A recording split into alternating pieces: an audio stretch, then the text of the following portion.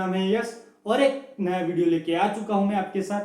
तो इस वीडियो में आपके साथ कई सारे इंपॉर्टेंट चीजों के बारे में बात करूंगा।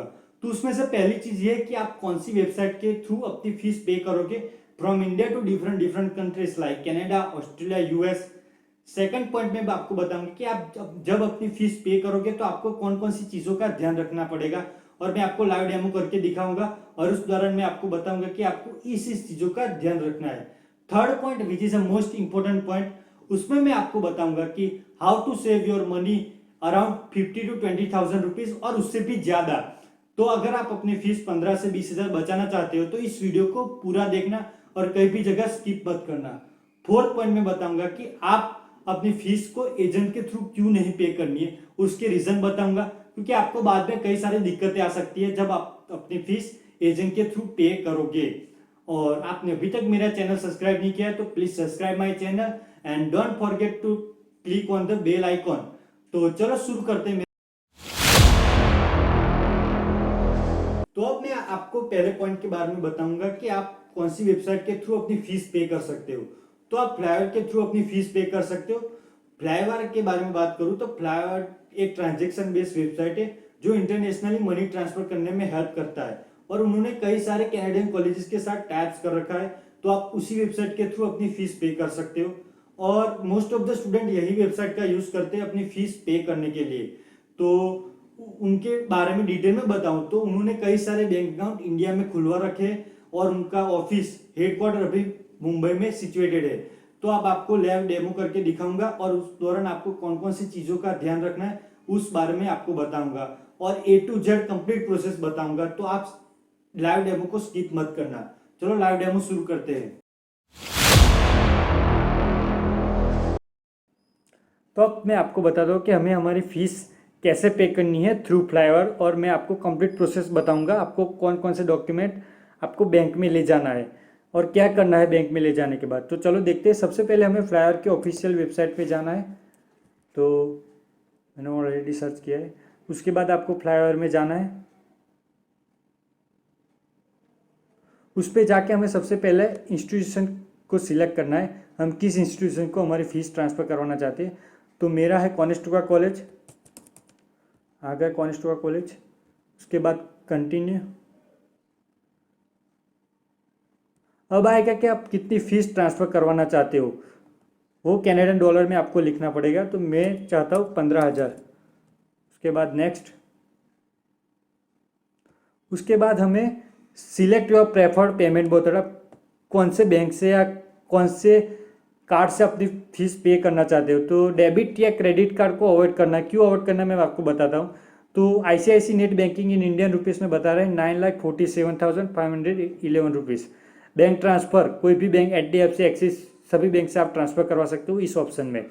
और थर्ड है डेबिट और क्रेडिट कार्ड, उसमें भी दिखा रहा है 9,80,000 रुपीज़, जो बहुत ही बड़ी है। उसमें बहुत सारे चार्जेस, हिडन चार्जेस लगते हैं, तो आपको उसको अवॉइड करना है।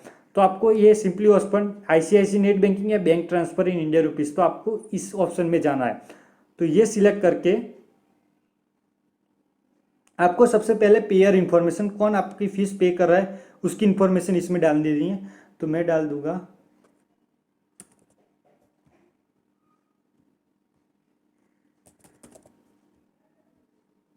ये। डाल देने के बाद आपको अपना पान नंबर डालना है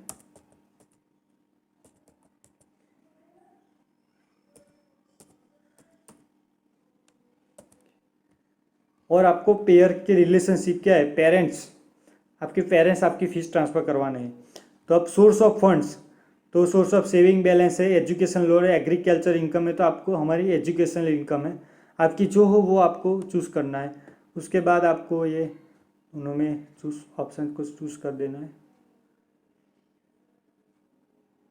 ये आपको बता रहा है कि अगर आप 7 लाख से ज़्यादा अपनी फीस ट्रांसफ़र करवाना चाहते हो तो आपको 5% चार्ज लगते हैं। उसके बारे में मैं आपको थर्ड पॉइंट में बता रहा हूँ कि how to save your money. उसमें मैंने इन सारे पॉइंट के बारे में आपने डिस्कस कर लिया, तो आप उसको भी देखना। थर्ड पॉइंट में आपको इसका पता चल जाए कि ये क्या है, तो आप हमको सिंपली एक्सेप्ट कर लेना चाहिए। फिर उसके बाद हमें हमारी person filling out of form, कौन ये फिल कर रहा है, तो हमारे पेरेंट, पेमेंट इन्फॉर्मेशन, तो उसमें सिलेक्ट करना है आपको ट्यूशन डिपॉजिट करना है, ट्यूशन पेमेंट हमारे फीस या सीट बुकिंग के लिए, तो हमें ट्यूशन डिपॉजिट करवानी है। उसके बाद हमारी स्टूडेंट आईडी, हमारे कॉलेज में जो भी हमारी स्टूडेंट आईडी हो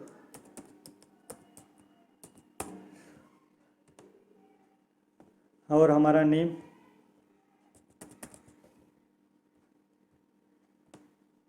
और डेट ऑफ बर्थ।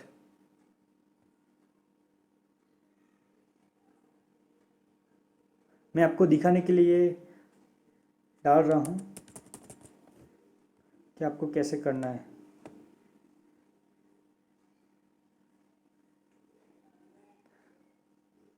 उसके बाद आपको रिव्यू एंड कंफर्म कर लेना है। ये सभी डिटेल आपको चेक कर देनी है और आपको 2-3 बार चेक कर लेना, क्योंकि आपको फिर कोई दिक्कत ना आए। चेक करने के बाद आपको सिंपली नेक्स्ट पे जाना है। आप उस पर एडिट डिटेल एडिट भी कर सकते हो वो ऑप्शन से कंटिन्यू के पहले।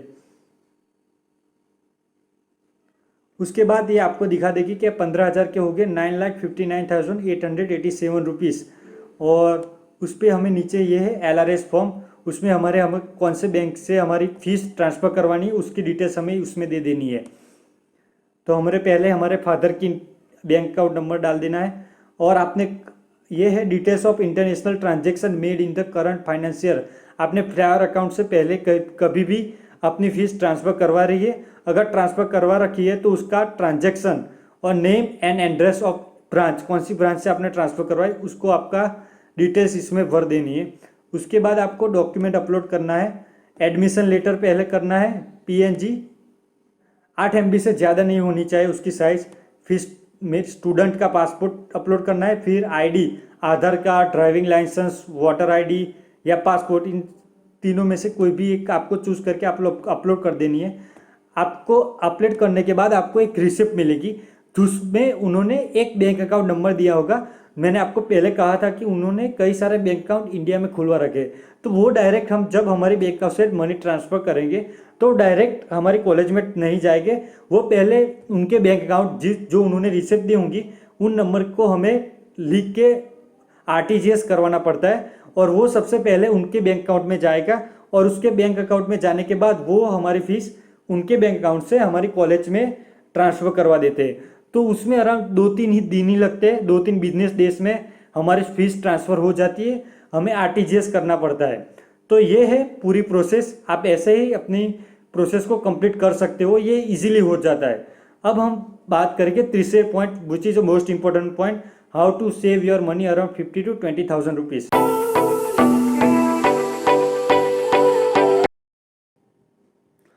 तो अब मैं आपको बताता हूँ कि हम हमारी फीस कैसे सेव कर सकते हो 15 से 20 हज़ार और उससे भी ज़्यादा। तो सबसे पहला तरीका यह है कि अगर आप अपनी फीस 7 लाख से अबोव पे करना चाहते हो तो आपको 7 लाख से अबोव जितनी भी मनी होगी उसका आपको 5% देना पड़ेगा। मैं आपको दिखाता हूँ, एक नियम है जो कहता है कि TCS of 5% is deducted only on the amount above 7 lakh.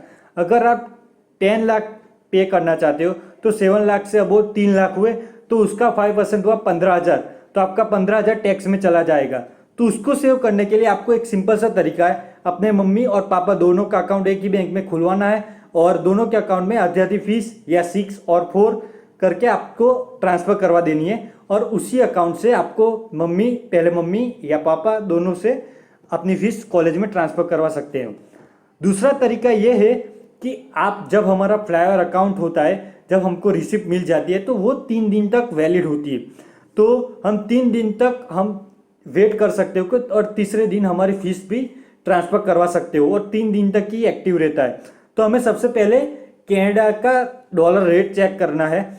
अगर डॉलर रेट आपको इंक्रीजिंग ऑर्डर में जाते हुए दिख रहा है तो आप तुरंत ही उसी दिन आपकी फीस पे कर दीजिए। अगर डिक्रीजिंग ऑर्डर में जा रहा है तो आप 2 दिन तक वेट कर सकते हो। ये आपके लक ऊपर है और आपके समझ से ऊपर, आप ग्राफ देख के आप चेक कर सकते हो कि कैसे हम मुझे वेट करना है या नहीं। तो ये दो तरीके से आप अपनी फीस सेव कर सकते हो। तो अब मिलते हैं, हम चौथा पॉइंट डिस्कस करते हैं।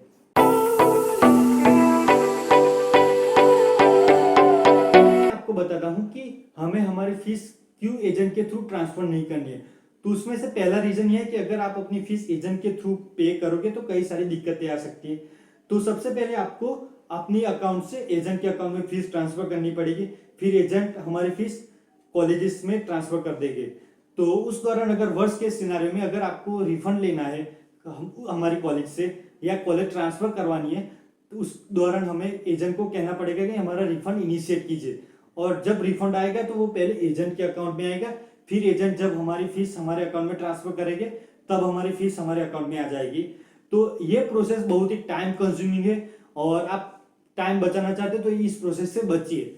सेकंड पॉइंट में बताना चाहता हूँ कि कई सारे एजेंट कमीशन लेते हैं या फ्रॉड होते हैं, तो आप अपनी फीस अपने आप ही पे कीजिए और आप कैपेबल हो अपनी फीस खुद ही पे करने के लिए।